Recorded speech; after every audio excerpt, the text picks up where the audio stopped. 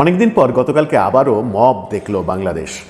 বাংলাদেশের বিভিন্ন জেলায় অন্তত 10টি জেলায় মবের ঘটনা ঘটেছে এবং একটি ভালো কাজকে রাস্তায় প্রতীকীভাবে উপস্থাপন করতে গিয়ে যে মবের তৈরি করা হলো, যে লুটপাট করা হলো, সেটি নিয়ে গোটা দেশব্যাপী এবং বিশ্ব মিডিয়ায় তোলপাড় শুরু হয়েছে।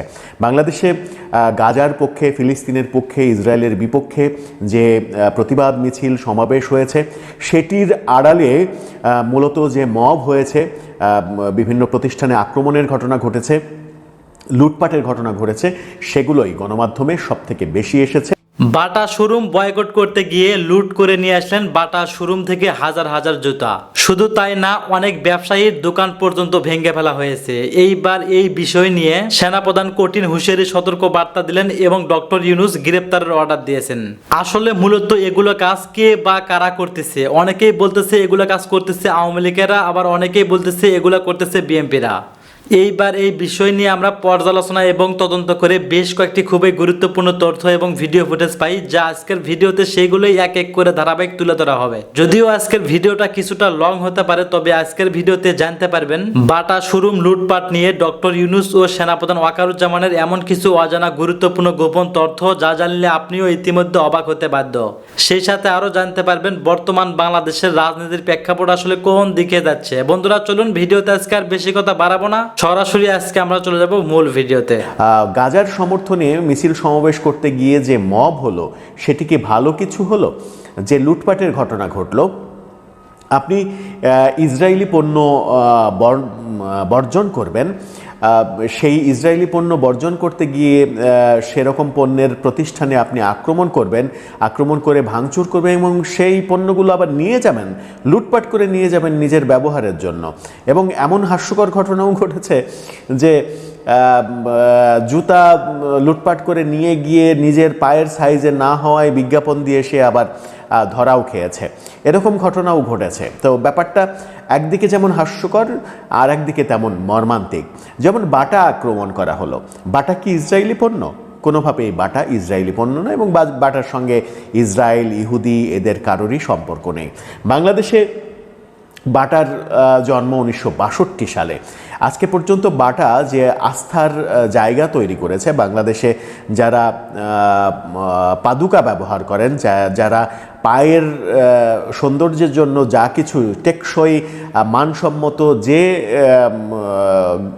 ভাবেই বলেন না কেন, আপনি সেই জুতা, স্যান্ডেল, এটার একটা আস্থার জায়গা কিন্তু বাটা। সেই আস্থার জায়গা বাটা তৈরি করেছে, কিন্তু বাটাকে ইসরায়েলি পণ্য হিসেবে আমরা আক্রমণ করলাম এবং আক্রমণের হেতুটা কি? বাটার শোরুম থেকে জুতা লুটপাট করা, জুতা চুরি করা। আমরা কি তাহলে চোরের জাতি হয়ে গেলাম? আমরা যে চোরের জাতি হয়ে গেলাম না, আমরা যে চোরের জাতি না, আমরা যে মহান মুক্তিযুদ্ধের মাধ্যমে স্বাধীন করা একটা দেশ, আমরাই যে একমাত্র জাতি যে জাতি ভাষার জন্য লড়াই করেছি, সেই গৌরবময় ঐতিহ্যগুলো কি আমরা রিসেট বাটন দিয়ে সব মুছে ফেললাম? সেরকম দৃশ্যই কি আমরা দেখতে চলেছি? যে আলোচনাটাই মূলত যেতে চাচ্ছি সেটা হচ্ছে যে এই যে ইসরায়েলি পণ্য বয়কটের নামে সেই পণ্যের শোরুমে আক্রমণ করা, বাংলাদেশি ব্যবসা প্রতিষ্ঠান সেগুলোকে আক্রমণ করা, ভাঙচুর করা, লুটপাট করা, এই ঘটনাটা কেন ঘটলো? এই ঘটনার পেছনে কি কোনোভাবেই আসিফ নজরুল দায় এড়াতে পারেন? আসিফ নজরুল সরকারের একজন উপদেষ্টা, সরকারের একজন হয়ে তিনি কি এরকম ভিডিও পোস্ট করতে পারেন যে এই পণ্য বর্জন করো, যে পণ্যগুলো বাংলাদেশে নিয়ম মেনে ব্যবসা করছে, সেটা কি করতে পারেন? পারেন না, কোনোভাবেই পারেন না। তিনি তাহলে কি মবকে উস্কে দিলেন? এই যে স্বরাষ্ট্র মন্ত্রণালয় বলছে সারা দেশে 49 জনকে গ্রেপ্তার করা হয়েছে। হাস্যকর ব্যাপারটা, একেবারেই হাস্যকর যে সারা দেশে অন্তত 10টা জেলায় এই ঘটনা ঘটানো হয়েছে এবং 49 জনকে গ্রেপ্তার করা হয়েছে। স্বরাষ্ট্র উপদেষ্টা বলেছেন যে অতি উৎসাহী 2-4 জন এই ঘটনাটা ঘটিয়েছে। কিন্তু এই যে জায়গায় এই ঘটনাগুলো ঘটানো হয়েছে, সেই জায়গায় এই সমাবেশ মিছিল কারা করেছে সেটা কি স্বরাষ্ট্র মন্ত্রণালয় জানে না? কাদের নেতৃত্ব হয়েছে সেটা কি স্বরাষ্ট্র মন্ত্রণালয় জানে না? জানে, অবশ্যই জানে। তাহলে তাদের বিরুদ্ধে কেন ব্যবস্থা গ্রহণ করা হলো না? লুটপাটের নামে, ভাঙচুরের নামে যে কর্মকাণ্ডগুলো করা হলো এবং যে সকল পতাকা ব্যবহার করা হলো, যে সকল পোশাক ব্যবহার করা হলো, যে সকল লেবাস ব্যবহার করা হলো, তাতে কি বাংলাদেশ সরকার জানে না যে এরা কারা? তাদের বিরুদ্ধে কি সরকার কোনো অ্যাকশন নিতে ভয় পায়, নাকি সরকার এদেরকে এক ধরনের উৎসাহই দিচ্ছে যে এগুলো করো? সরকার হয়তো দিচ্ছে না, কিন্তু আসিফ নজরুল কি নিজের অজান্তেই ব্যাপারটাই উৎসাহ দিয়ে ফেললেন? এই আলোচনা কিন্তু চতুর্দিকে উঠছে। আসিফ নজরুলের সেই পোস্ট এখন পর্যন্ত ফেসবুকে রয়েছে, সেই এই ভিডিও যখন করছি তখন পর্যন্ত ফেসবুকে রয়েছে যে তিনি ইসরায়েলি কিছু পণ্য বয়কটের একটা ভিডিও শেয়ার দিয়েছেন। তারপর দিনই গতকালকে আমরা এই মবের ঘটনাটা দেখলাম। এই মবের ঘটনাটা যখন দেখলাম তখন নানা প্রশ্নই কিন্তু সামনে আসছে। আসিফ নজরুল ব্যাপারটাকে উস্কে দিলেন কিনা, এই মবের জন্য আসলে দায়ী কে? আসিফ নজরুল বিভিন্ন পণ্য বয়কটের যে ভিডিও পোস্ট করলেন, এরপরে কেএফসি এবং বাটা শোরুম ভাঙচুর করা হলো, লুটপাট করা হলো। সরকার 49 জন গ্রেপ্তারের কথা বলছে, কিন্তু এই 49 জন গ্রেপ্তার এটা আইওয়াশ কিনা? পুলিশের কোনো অ্যাকশান দেখা গেল না। দু এক জায়গায় সেনাবাহিনীর অ্যাকশান দেখা গেল, সেনাবাহিনী আসার সঙ্গে সঙ্গে সবাই পালিয়ে গেল সেনাবাহিনীর ভয়ে, কিন্তু সেনাবাহিনী হাতের নাগালে পেয়েও অনেককে গ্রেপ্তার করেনি, ছেড়ে দিয়েছে। এই ঘটনাগুলোও কিন্তু আমরা দেখেছি। সরকারের থেকে তিনি এরকমভাবে উস্কে দিতে পারেন কিনা, এরকম ভিডিও পোস্ট দিতে পারেন কিনা, এই প্রশ্ন সর্বত্র তৈরি হয়েছে। এই ঘটনাটা কখন ঘটলো? যখন বাংলাদেশে বড় আয়োজনে বাংলাদেশ সরকার ব্যাপক ঢাকঢোল পিটিয়ে বিশ্বের বিভিন্ন দেশের বিনিয়োগকারীদের সম্মেলন করছে, এবং আগামীকালে এই ভিডিও যখন করছে তখন পরদিনই আগামীকালই প্রধান উপদেষ্টা এই বিনিয়োগকারীদের সম্মেলন উদ্বোধন করবেন। তাহলে বিদেশি বিনিয়োগকারীদের কাছে কি মেসেজ যাচ্ছে? তারা কি বিনিয়োগ করবে ভবিষ্যতে বাংলাদেশের ব্যবসার জন্য? 5 আগস্টের পরে, গত বছর 5 আগস্টের পরে, সরকার পতনের পরে আগের তুলনায় আগের বছরের চাইতে এই চলমান এই কয়েক মাসের হিসাব করলে দেখা গেছে যে বাংলাদেশে বিনিয়োগ কমেছে 71%। ভয়াবহ অ্যামাউন্ট এটা। 71% বিনিয়োগ কমেছে, বিদেশি বিনিয়োগ কমেছে। এই অবস্থার মধ্যে এই বিনিয়োগ কমার কারণ কি?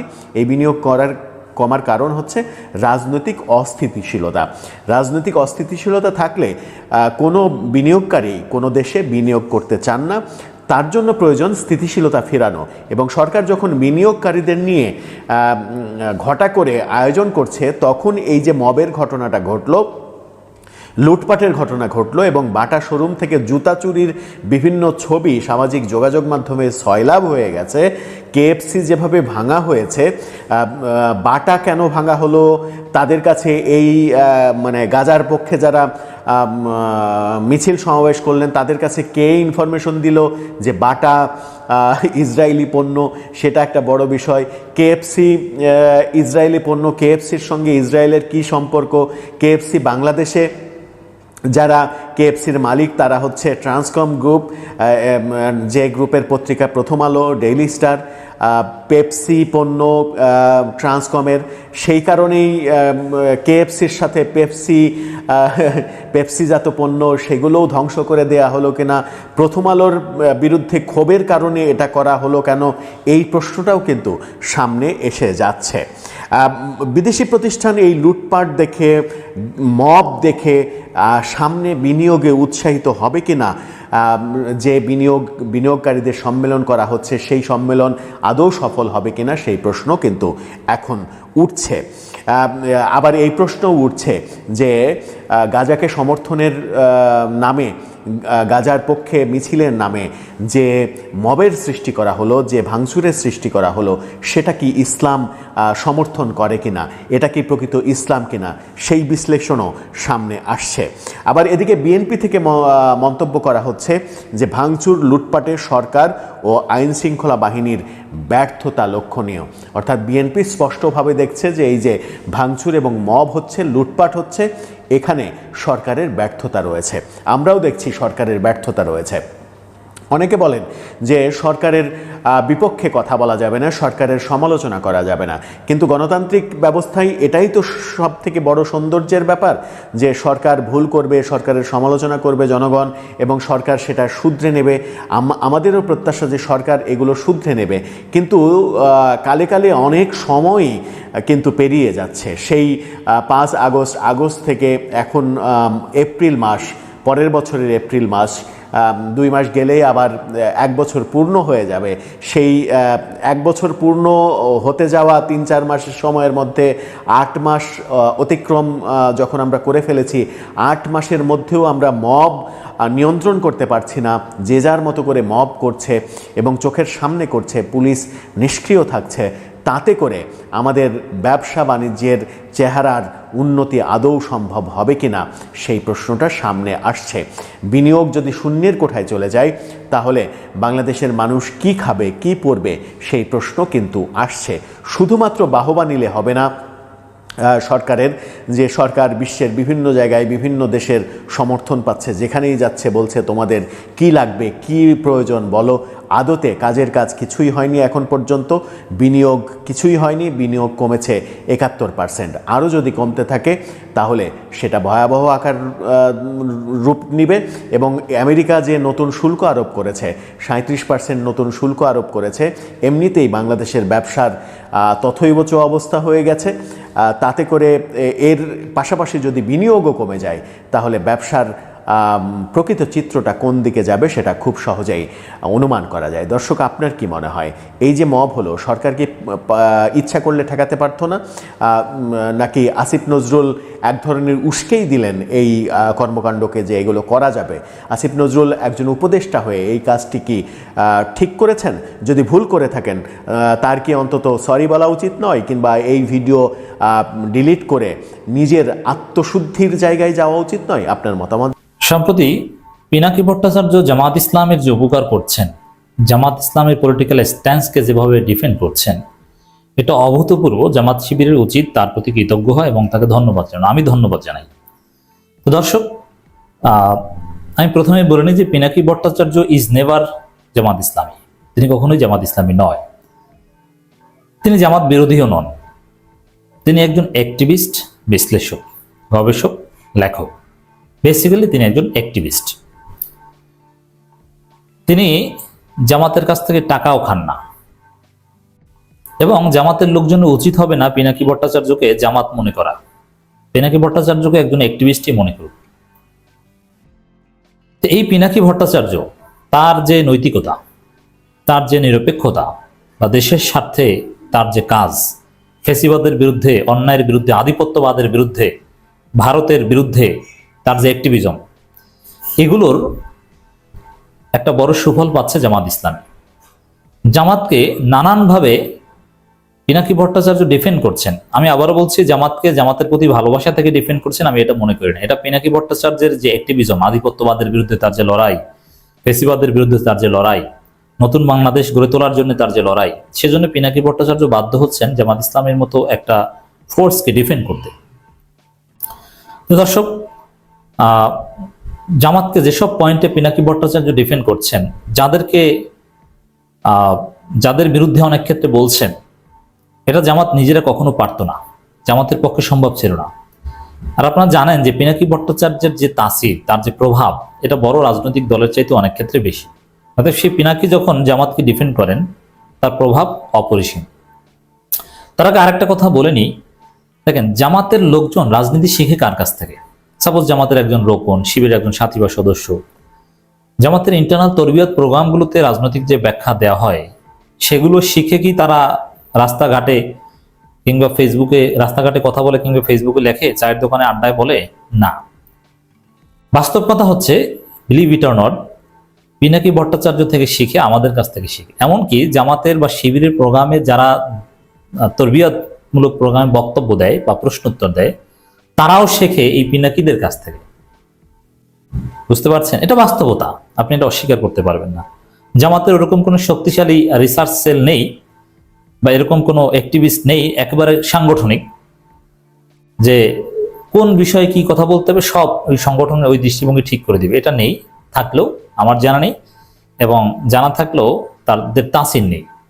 এই জন্য জামাত শিবির কর্মীদের কিংবা নেতাদের উপর প্রভাব বিস্তার করে পিনাকি ভট্টাচার্যদের ভিডিও, অনেক ক্ষেত্রে আমাদের বক্তব্য। সেই পিনাকিরা যখন জামাতকে ডিফেন্ড করেন সেটা কার্যকর হয়, সেটা টেকসই হয়, সেটার উপকারিতা অনেক বেশি। সাম্প্রতিক কয়েকটা ঘটনা আমি দেখাবো যেটা জামাত নিজেরা পারতই না এবং চেষ্টাও করেনি বা করবেও না, জামাত চেষ্টা করবেই না আমি জানি। যেমন হেফাজতের আমিরের নামে একটা নিউজ ভাইরাল হয়েছে এই 5 এপ্রিলের 2025 সালের কথা। হেফাজতের সাথে জামাতের ঐক্যের কোনো সম্ভাবনা নেই, হেফাজতের আমির। মানে জামাত কোন ইসলামী দল না, হেফাজতের সাথে জামাতের ঐক্যের কোনো সম্ভাবনা নেই, এইসব কথা নিয়ে আমরা আগেই প্রতিবাদ করেছি। কিন্তু হেফাজতের আমির তার যে মাথা ঠিকমতো কাজ করছে না, তার ব্রেইন যে এখন ইনএক্টিভ, এই বিষয়টা বলার সাহস কখনো জামাত ইসলামী কেউ পাবে না। কারণ জামাতের নীতি হচ্ছে যে এই কওমি আলেমুলামারা জামাতকে যতই গালি দিক, তারা কখনো তাদেরকে গালি দিবে না, এমনকি প্রতিবাদও করবে না, আনুষ্ঠানিক বিবৃতিও দিবে না। হেফাজত যদি জামাতকে নাজায়েজ দল হিসেবে লিখিত ফতোয়া ইস্যু করে আমিরে হেফাজতের নেতৃত্বে, তারপরও জামাত ইসলামী তাদের বিরুদ্ধে বিবৃতিও দিবে না। এটা হচ্ছে জামাতের রাজনীতি। কারণ তাদের সাথে কখনো বিরোধে জামাত জড়াবে না। হয়তোবা জামাতকে যদি হেফাজত গালি দেয়, তখন আমরা হেফাজতকে পাল্টা গালি দিতে পারি। যেমন আমি বলেছি যে হেফাজত একটা দৈনিক অর্গানাইজেশন, এটা আমরা করতে পারি, কিন্তু জামাত কখনো এটা করবে না। তো এই যে কথাটা, হেফাজতের সাথে জামাতের ঐক্যের কোনো সম্ভাবনা নেই, এই যে আমির হেফাজত ইসলামের আমিরের যে দেশ বিরোধী, ইসলাম বিরোধী যে কথাবার্তা, এটার প্রতিবাদ জানানো বা এর ব্যাখ্যা দেওয়াটা জরুরি, যেটা জামাত দিতে পারবে না। এই ব্যাখ্যাটা আমরা তো দিয়ে দিচ্ছি, আর আমাদের চাইতে অনেক বড় মাপের ব্যক্তিত্ব পিনাকি ভট্টাচার্য দিয়ে দিয়েছেন। এখন এই পিনাকি ভট্টাচার্যের মতো গ্রহণযোগ্য ব্যক্তি, দেখেন পিনাকির কথা এখন সবাই বিশ্বাস করে, আওয়ামী লীগ এবং বিএনপির কিছু পান্ডা বাদে সবাই পিনাকির কথা বিশ্বাস করে। অতএব এই পিনাকি ভট্টাচার্য যখন হেফাজত ইসলামের আমিরের এই বক্তব্য ডিনাই করেন, তার বক্তব্যের যুক্তি খণ্ডন করেন, তখন এটা জামাতের জন্য বিশাল একটা উপকার হিসেবে আমি দেখতে চাই। পিনাকি কি করেছে দেখেন, এই যে নিউজ পিনাকি শেয়ার করেছে, হেফাজতের সাথে জামাতের ঐক্যের কোনো সম্ভাবনা নেই, হেফাজত আমির তার এই বক্তব্য, যদিও পরবর্তীতে এ ধরনের বক্তব্যের একটা ব্যাখ্যা হেফাজত দিয়েছে। তো এই বক্তব্যের প্রেক্ষিতে পিনাকি ভট্টাচার্য লিখেছেন তার নতুন ফেসবুক পেজে, আমি প্রায় নিশ্চিত হেফাজত আমির মহিবুল্লাহ বাবুনগরী সাহেব এমন কোনো বক্তব্য দেননি। যদিও জামাত ইসলামী কোনো ইসলামী দল না, এ ধরনের বক্তব্য কিছুদিন আগেও হেফাজতের আমির দিয়েছে, কিন্তু মজার বিষয় জামাত ওটাকে ভ্যালু দেয়নি এবং ওই হেফাজত আমিরের বক্তব্য কেউ গণেই না। হেফাজতের আমিরকে মানুষ সুস্থই মনে করেন, ওটার কেউ দামই দেয় না এখন। পিনাকি বলছেন যে আমার বিশ্বাস, আমি প্রায় নিশ্চিত যে এই বক্তব্য তিনি দেননি। বর্তমানে হেফাজতের কেন্দ্রীয় নিয়ন্ত্রণ অনেকটাই বিশৃঙ্খল অবস্থায় রয়েছে। তো এই যে আমি যে হেফাজতকে দহিংসা অর্গানাইজেশন বলেছি, প্রমাণ পেয়েছেন, পিনাকিও তো বলছেন যে বিশৃঙ্খল অবস্থায়। ধৈঞ্চা এটা খারাপ অবস্থা কোনো জিনিস দেখবেন না। মানে ধৈঞ্চা মানে কি জানেন, যারা বরিশাল অঞ্চলে তারা জানেন, মানে ধৈঞ্চা একটা গাছ, যে গাছটা অত্যন্ত নড়বড়ে, যেটা একটু চাপ দিলেই ভেঙে যায়, যে ধৈঞ্চা দিয়ে আপনি ভালো কোনো কাজ করতে পারবেন না, ভারী কোনো কাজ করতে পারবেন না। এই ধৈঞ্চা শুকিয়ে গেলে তা দিয়ে আপনি ভাত রান্না করতে পারবেন, আগুনের জ্বালানি হিসেবে ব্যবহার করতে পারবেন। এরকম ধৈঞ্চা, টাঙ্গি, পাটের ভিতরে যেটা হয়, এগুলো হালকা নড়বড়ে, টেকসই কিছু না। এরকম আপনি এটাকে ওইভাবে গাল হিসেবে নেবেন, এটা না বুঝে হয়তো পারেন।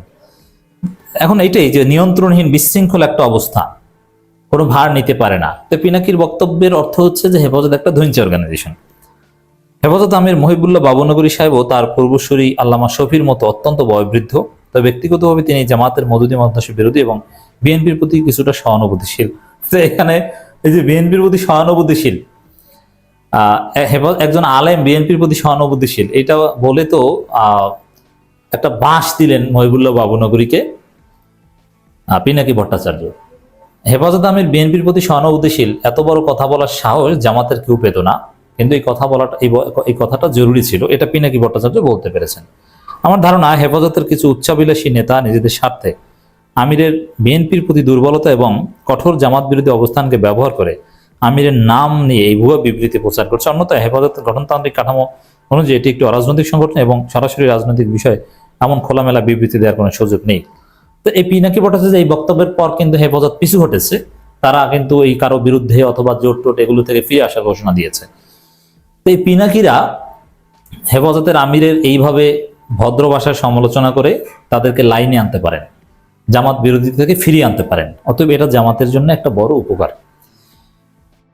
দর্শক, এই মাহফুজা নাম বা আরো অনেকে জামাতের ভোট কত পার্সেন্ট এটা নিয়ে ভারতে বিভিন্ন প্রপাগান্ডা চালাচ্ছে। এটার জবাব জামাতের কেউ কেউ দিচ্ছেন, আমরা দিয়েছি, কিন্তু পিনাকি জবাব দিলে যতটা তাসির হয় অন্য কেউ জবাব দিলে ততটা তাসির পড়ে না। পিনাকি এ বিষয়ে জবাব দিয়েছেন জামাতের পক্ষ নিয়ে। জামাতের পক্ষ নিয়ে এটা ভুল, আধিপত্যবাদের বিরুদ্ধে, আধিপত্যবাদীদের যে কোনো প্রপাগান্ডার বিরুদ্ধেই পিনাকি সোচ্চার থাকেন। জামাত ইসলামীর ভোট কত? অনেকে বলেন 3 থেকে 4%। 1991 সালে জামাতের ভোট ছিল 12%। অথচ একজনে বলে যে জোটগতভাবে নির্বাচন করেও সর্বোচ্চ ভোট 8%। অনেকে বলে এরা জানে না যে 91 সালে জামাতের ভোট কত ছিল, 12%-এর বেশি। সব ইসলামী দল মিলে 14%-এর বেশি। এখানে আরেকটা বিষয় যে জামাতের একার ভোট 12.5% প্রায়, আর অন্য সব ইসলামী দল মিলে 1.5%। আমার অনুমান এই ভোট এখন 3 গুণের বেশি। আর জামাত এটাই বলছে যে জামাতের ভোট কমপক্ষে 36% এখন বাংলাদেশে। বিএনপির জ্বালাপোড়া এখানে, জামাতের সমস্যা তারা কনফিডেন্ট না। ওয়েস্ট মনে করতেছে জামাত আসলে তো হোমাশা, এটার ব্যাখ্যা আমি দিলাম না। ইনফ্যাক্ট একটা লুজ কোয়ালিশন যদি হয় জামাত, এনসিপি এবং অন্যান্য ইসলামপন্থী দলের, তাহলে কিন্তু আগামী কাল ইলেকশন হলে বিএনপি খুবই শক্ত প্রতিদ্বন্দ্বিতায় পড়বে। সোশ্যাল মিডিয়া যদি এনটি বিএনপি কোয়ালিশনের সাথে থাকে, আমি লিখে দিতে পারি বিএনপি কোনো চান্স নেই ইলেকশনে জেতার। এজন্যই বিএনপি সোশ্যাল মিডিয়ার উপরে বিলা। এই যে জামাতের ভোট এখন 36%, জামাত ক্ষমতায় আসতে পারে, কোন শক্তিশালী ন্যারেটিভ এখন পর্যন্ত জামাত নিজেরা তৈরি করতে পারেনি, পিনাকিরা তৈরি করে দিচ্ছেন। আমি বলছি বারবার জামাত ক্ষমতায় আসবে, সম্ভব, পিনাকিরা সেটা বলছেন এখন। আগামীর সরকার হবে তারাই যারা সোশ্যাল মিডিয়ার ইনফ্লুয়েন্সারদের সাথে রাখতে পারবে। আর আপনারা জানেন যে বিএনপির কোনো সুযোগ নেই সোশ্যাল মিডিয়ার ইনফ্লুয়েন্সারদের সাথে রাখতে। তো বিএনপির সোশ্যাল মিডিয়া ইনফ্লুয়েন্সার কারা? ওই ইসকন সাহেব, যাদেরকে মানে মানুষ এখন ঘৃণা করে, গালাগালি করে, যারা জনসম্মুখে আসার মতো কোনো ইমেজই রাখে না, যারা চরম বিতর্কিত হয়ে গিয়েছে। আপনি মানেন বা না মানেন, সোশ্যাল মিডিয়া আজকে কিং মেকার। ভুল জায়গায় সাড়া দিয়েন না, এখনো সময় আছে। আমার ট্রানজিশনাল সরকার ছাড়া বিএনপির সামনে আর কোনো অপশন নেই। এটা বিএনপি যত তাড়াতাড়ি বুঝে তত ভালো। এর মানে পিনাকির নতুন থিওরি হচ্ছে যে ট্রানজিশনাল সরকার, এটার পক্ষে এখন জোরালো তৎপরতা চালাচ্ছেন। যাই হোক দর্শক, জামাতকে এভাবে ডিফেন্ড করছেন, জামাতের পক্ষে নানান ন্যারেটিভ নির্মাণ করছেন বা বিভিন্ন প্রপাগান্ডার জবাব পিনাকি দিচ্ছেন, যার প্রভাব জামাতের অফিসিয়াল স্টেটমেন্টের চাইতে বেশি শক্তিশালী। এই জন্যে পিনাকি ভট্টাচার্যকে ধন্যবাদ দেওয়া উচিত। এখন ধন্যবাদ বিবৃতি দেওয়ার দরকার নেই, পিনাকির বক্তব্য শুনবেন, শেয়ার করবেন, পিনাকিকে কেউ গালি দিলে তার প্রতিবাদ করবেন। এটাই হচ্ছে পিনাকিকে ধন্যবাদ দেওয়ার পদ্ধতি। আসসালামু আলাইকুম রহমতুল্লাহি ওয়া বারাকাতুহু।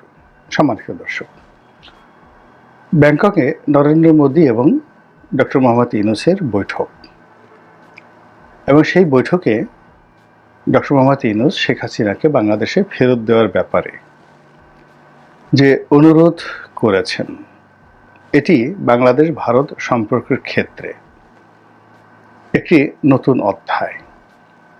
দ্বিতীয়ত, শেখ হাসিনার বিষয়টি একেবারে সরাসরি নরেন্দ্র মোদীর মুখের উপর তুলে ধরা হবে বা বলা হবে, এটি ভারত যেমন কল্পনা করেনি, আমরাও তেমনি কল্পনা করিনি, আর আওয়ামী লীগ তো প্রশ্নই আসে না। ফলে আগামীতে ভারত বাংলাদেশের রাজনীতিতে নাক গলাবে, শেখ হাসিনাকে বাংলাদেশে পাঠাবে, এমনকি শেখ হাসিনার জন্য সার্জিক্যাল স্ট্রাইক করবে, এদেশে সৈন্য পাঠিয়ে তারা শেখ হাসিনাকে ক্ষমতায় বসাবে, অথবা রয়ের বিভিন্ন এজেন্ট যারা রয়েছে তাদের মাধ্যমে রাজনৈতিক অস্থিতিশীলতা তৈরি করে আওয়ামী লীগকে পুনরায় ক্ষমতায় বসাবে। এই পুরো যে ক্যালকুলেশনটির উপর একটা প্রলেপ পড়ে গেছে। এর ফলে অতীতে যে হিসাবগুলো ছিল বা অতীতে যে প্রেডিকশনগুলো ছিল, সব কিছু উল্টে গিয়ে এখন নতুন আশঙ্কা দেখা দিয়েছে আওয়ামী লীগের মধ্যে। সেটি হলো যে ভারত কি শেখ হাসিনার সঙ্গে বেইমানি করলো বা করবে? যে শেখ হাসিনা, যে আওয়ামী লীগ ভারতকে দু হাতে দিয়েছেন সব কিছু, ট্রানজিট দিয়েছেন, ব্যবসা দিয়েছেন, বাণিজ্য দিয়েছেন, ভারতের কথা মতো তারা সেই 10 ট্রাক অস্ত্র মামলার বিচার করেছেন, একেবারে যেভাবে ভারত বলেছে ওভাবে বিচার করেছেন। ভারতের কথা মতো আমাদের এই জেলখানা থেকে বের করে অনুপ চেটিয়াকে, উলফার অনুপ চেটিয়াকে ভারতের হাতে হস্তান্তর করা হয়েছে। এবং যে সকল ভারতীয় জঙ্গি গোষ্ঠী বিএনপি জমানাতে বাংলাদেশের মধ্যে ঢোকার সাহস পেত এবং এখান থেকে চীনের সহযোগিতা নিয়ে ভারতে তৎপরতা চালাতে পারত, বিশেষ করে উলফা, আসামের উলফা, তাদেরকে পরিপূর্ণভাবে নির্মূল করে ভারতের বন্ধুত্বের আশায় আওয়ামী লীগ সবকিছু করেছে। এমনকি আমাদের রিজার্ভের একটি বিরাট অংশ সেটি আমেরিকার ফেডারেল রিজার্ভে না রেখে কিংবা ব্যাংক অফ ইংল্যান্ডে না রেখে কিংবা চীনে না রেখে এটি ভারতে রাখা হয়েছে। অলমোস্ট $2 বিলিয়ন মতো, আমি একজ্যাক্টলি বলতে পারবো না, বাট আমি যেটা শুনেছি, এবং তাও আবার ডলারে নয়, রুপিতে। ফলে কি হলো, বাংলাদেশের টাকা ডলারে কনভার্ট করে রুপিতে পরিবর্তন করে ভারতে যেভাবে রাখা হয়েছে এবং এখন যেভাবে রুপির মান কমে গেছে, ফলে ওই রিজার্ভের আমাদের কিন্তু বেশ একটা বিরাট ক্ষয়ক্ষতি হয়ে গেছে। তো এত কিছু যে শেখ হাসিনা করেছেন, জলে স্থলে আকাশপথে, যেভাবে তিনি তাদেরকে ট্রানজিট দিয়েছেন, যেভাবে বাংলাদেশের ভিতর দিয়ে সামরিক পণ্য পরিবহন করার জন্য যেভাবে MOU স্বাক্ষর করেছেন, যেভাবে তিস্তার প্রকল্প নিয়ে মুখ খুলেননি এবং ভারতের কাছ থেকে লেভি বাবদ বা চার্জ বাবদ কোনো টাকা আদায় করাটাকে অভদ্রতা হিসেবে মনে করেছেন, এবং ভারত বাংলাদেশের সম্পর্ককে, যেখানে ভাই বোনের সম্পর্ক, স্বামী স্ত্রীর সম্পর্ক বলে আওয়ামী লীগের নেতারা যেখানে সকাল বিকাল যাকে বলে বুক ফাটিয়ে, গলা ফাটিয়ে তারা প্রকাশ করতেন যে ভারত তাদের অকৃত্রিম বন্ধু। তো সেই ভারত কি করে ডক্টর মোহাম্মদ ইউনূসের সঙ্গে একটি বৈঠক করলো, কি দরকার ছিল? 2 নম্বর হলো, আবার সেই বৈঠকের সময় যখন ডক্টর মোহাম্মদ ইউনূস এরকম একটা কথা বললেন শেখ হাসিনাকে ফেরত দেওয়ার বিষয়, সেটি নিয়ে ভারত একটা টু শব্দ উচ্চারণ করলো না, কিংবা যে কথাগুলো ইতিপূর্বে ভারতের পক্ষ থেকে ভারতীয় মিডিয়া বলার চেষ্টা করেছে যে যতদিন পর্যন্ত বাংলাদেশে একটি নির্বাচিত সরকার না আসবে ততদিন পর্যন্ত বাংলাদেশের সঙ্গে সম্পর্ক স্বাভাবিক হবে না। এই কথা দ্বারা যেটি স্পষ্টত বোঝানো হয়েছে সেটি হলো ডক্টর মোহাম্মদ ইউনূসের সরকার নির্বাচিত সরকার নয়, এবং তারা এটিকে বৈধ মনে করেন কি করেন না সেটা দ্বিতীয় প্রশ্ন। কাজেই তাদের সঙ্গে কোনো লং টার্ম সম্পর্কে তারা যাবে না। ডে টু ডে যে সমস্ত কর্মকাণ্ড হচ্ছে ভারতের সঙ্গে, ব্যবসা বাণিজ্য, সেগুলো চলতে থাকবে।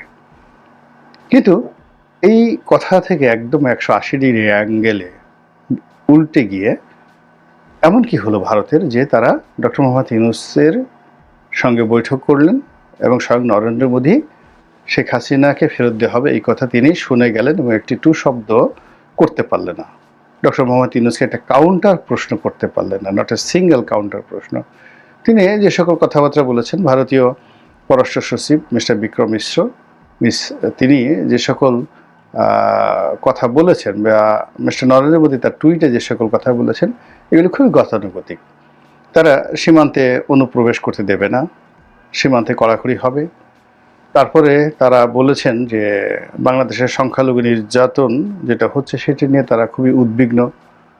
তো বাংলাদেশে যদি সংখ্যালঘু নির্যাতন হয়ে থাকে সেটা নিয়ে তো আমরাও উদ্বিগ্ন, বাংলাদেশ উদ্বিগ্ন, ভারতের উদ্বিগ্ন হওয়ার কি আছে, আমেরিকার উদ্বিগ্ন, তারাও উদ্বিগ্ন।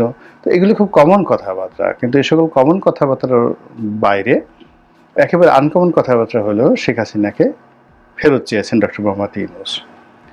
ফলে কি হলো, আওয়ামী লীগের মধ্যে ভীষণ রকম হতাশা ছড়িয়ে পড়েছে, অস্থিরতা ছড়িয়ে পড়েছে, এবং সবাই বলার চেষ্টা করছেন যে ভারত আসলে কি শেখ হাসিনার সঙ্গে বেইমানি করেছে কিনা বা করবে কিনা।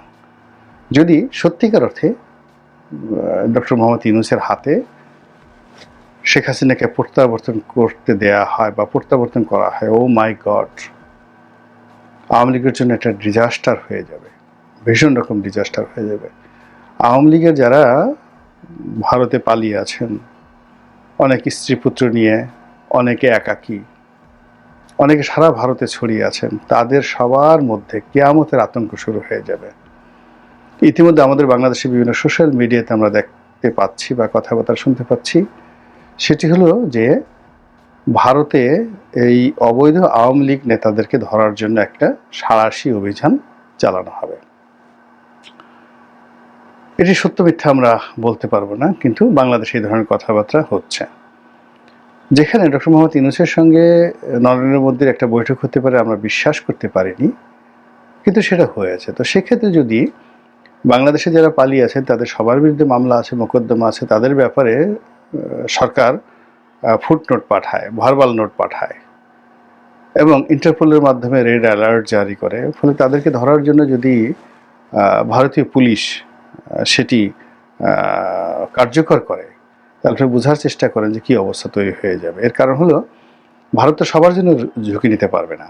এখন ইন্টারন্যাশনাল রেড অ্যালার্ট দেওয়া হলো শেখ হাসিনার বিরুদ্ধে, বা যেটা বলা হয় যে ইন্টারপোল থেকে রেড অ্যালার্ট দেওয়া হলো শেখ হাসিনার বিরুদ্ধে, সেটা না হয় পলিটিক্যালি তারা আর্গুমেন্ট করলো, বার্গেনিং করলো, কিন্তু সাধারণ যে সকল ভারতীয় নাগরিকদের সঙ্গে মিশে আছে, বাংলাদেশি নাগরিক, আওয়ামী লীগ নাগরিক, তাদেরকে কিভাবে ডিফেন্ড করবে, তাদেরকে ডিফেন্ড করার জন্য তারা কি বলবে, এবং এটির সংখ্যা যদি হাজার হাজার হয় কিংবা লাখের মতো হয়, 1 লাখ লোককে ভারত কি করে ইন্টারপোলের যে রেড অ্যালার্ট, সেই রেড অ্যালার্ট থেকে তারা রক্ষা করবে? ফলে তাদেরকে লোক দেখানোর জন্য হলেও তাদেরকে এই সাঁড়াশি অভিযান চালাতে হবে, এবং সেটা যদি চলে এবং 1 লাখ পালিয়ে থাকা বা বাংলাদেশি আওয়ামী নেতাদের মধ্যে থেকে যদি মাত্র 4-5 জনকেও ধরা হয় এবং তাদেরকে সীমান্ত দিয়ে বাংলাদেশে পাঠানো হয়, বুঝতে পারেন যে বাংলাদেশে যারা পালিয়ে আছেন এবং ভারতে যারা পালিয়ে আছেন তাদের কী অবস্থা তৈরি হবে। ফলে কি হচ্ছে, আওয়ামী লীগ নেতাদের মধ্যে প্রচণ্ড রকম আতঙ্ক দেখা দিয়েছে, ভয় দেখা দিয়েছে, এবং সেই ভয়টা মিস্টার নরেন্দ্র মোদী এবং তার সরকার কিভাবে দূর করবেন সেটি এখন খুবই বিবেচ্য বিষয়। এবং সেটা যদি দূর করতে না পারেন, তাহলে বাংলাদেশের সঙ্গে আসলে ভারতের যে সম্পর্ক, এটি আওয়ামী লীগ যেভাবে গড়ে তুলেছে বা আওয়ামী লীগ যেটা দিয়েছে, ওটা আসলে অন্য কেউ দিতে পারবে না। সেটি বিএনপিও দিতে পারবে না, সামরিক শাসকও দিতে পারবে না, আর ডক্টর মোহাম্মদ ইউনূস তো পারবেনই না। তো কাজেই ভারত আওয়ামী লীগকে বাঁচিয়ে রাখার জন্য যে কি পদক্ষেপ নেন এবং কিভাবে রিভার্স করেন, এবং সেটাকে আবার মোকাবেলা করার জন্য ডক্টর মোহাম্মদ ইউনূস কি করেন, সেটা কিন্তু আমাদেরকে ভাবতে হবে। এর কারণ হলো এই রাজনৈতিক যে কূটচাল, চাণক্য নীতি, এই চাণক্য নীতির ফলে ভারতের যেভাবে খণ্ড বিখণ্ড হয়ে যাওয়ার সম্ভাবনা রয়েছে, বাংলাদেশের কিন্তু একই সম্ভাবনা রয়েছে। অনেক সময় বেশি যে সকল সাপুড়ে খুব বেশি খেলে, তারা কিন্তু সাপের কামড়েই মারা যায়। আওয়ামী লীগের সঙ্গে ভারত খেলেছে, 73 সনে খেলেছে, 74-এ খেলেছে, এমনকি মুক্তিযুদ্ধের সময় খেলেছে। স্পষ্টতই মুক্তিযুদ্ধের সময় ভারতের যারা দালাল ছিল তাদের কে ভারত যেভাবে হ্যান্ডেল করেছে, আর আওয়ামী লীগের মধ্যে যারা ভারতের দালাল ছিলেন না, বেশ করে বঙ্গবন্ধু ভারতের দালাল ছিলেন না, একথা সত্য। তিনি স্বাধীনতা চেয়েছেন, সার্বভৌমত্ব চেয়েছেন, অখণ্ড পাকিস্তানের প্রধানমন্ত্রী হতে চেয়েছেন, হোয়াট এভার ইজ বেটার, যেটা আগে আসে। কিন্তু তিনি ভারতের দালাল হবেন বা হতে চেয়েছেন, এটা সম্ভব নয়, বিশ্বাস করা সম্ভব নয়। এটি যারা রাজনৈতিক বিশ্লেষক, যারা ইতিহাস জানেন, তারা খুব ভালো করে জানেন যে বঙ্গবন্ধুর সঙ্গে আসলে দিল্লির কেমন সম্পর্ক ছিল আর পিন্ডির কেমন সম্পর্ক ছিল। তিনি অখণ্ড পাকিস্তান চেয়েছেন, শেষ সময়টা পর্যন্ত প্রাণান্তভাবে তিনি চেয়েছেন, এটা সত্য কথা।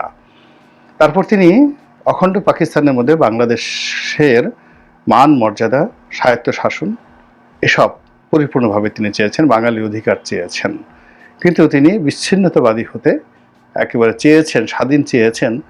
এটি যদি 25শে মার্চ ঘটনা না ঘটতো তাহলে এটি হতো না। 25শে মার্চে পাকিস্তানি কারণে মূলত 26শে মার্চ ঘটেছে, এটা বাস্তবতা, এটা কোনো অস্বীকার করার উপায় নাই।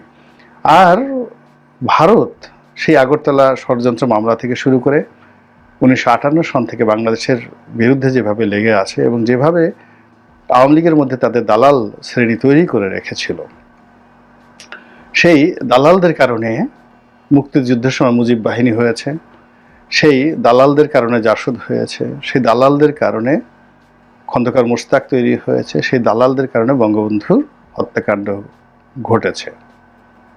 একই অবস্থা আওয়ামী লীগের ক্ষেত্রে হয়েছে 2014 থেকে। আওয়ামী লীগের মধ্যে একটা বিরাট প্রো আমেরিকান গ্রুপ ছিল, আওয়ামী লীগের মধ্যে একটা বিরাট প্রো ইন্ডিয়ান গ্রুপ ছিল। আর তারা শেখ হাসিনাকে সকাল একবার আমেরিকার দিকে নিয়ে যেতেন, বিকেল একবার ভারত দিকে নিয়ে যেতেন, আর ভোর রাত্রে নিয়ে যেতেন চীনের দিকে। আর এই 3 ধরনের সিদ্ধান্ত নেওয়ার কারণে ধন্যবাদ প্রিয় দর্শকবৃন্দ, আমাদের ফুল ভিডিওটি দেখার জন্য আপনাকে জানাই অসংখ্য অসংখ্য ধন্যবাদ। তো বন্ধুরা, এতক্ষণ আপনারা যে ভিডিও ফুটেজ দেখতে পেয়েছেন যে বাটা শোরুম থেকে বাটা শোরুম বয়কট করতে গিয়ে সেখান থেকে আরও লুট করে নিয়ে আসতেছেন মানুষজন, এই বিষয়টা আপনারা কিভাবে দেখছেন অবশ্যই কমেন্ট বক্সে কমেন্ট করতে ভুলবেন না। আর হ্যাঁ, এমন নিত্য নতুন আপডেট খবর সবার আগে পেতে চাইলে এখনই আমাদের এই পিচ্চি সাকিব ইউটিউব চ্যানেলটি সাবস্ক্রাইব করুন। ধন্যবাদ।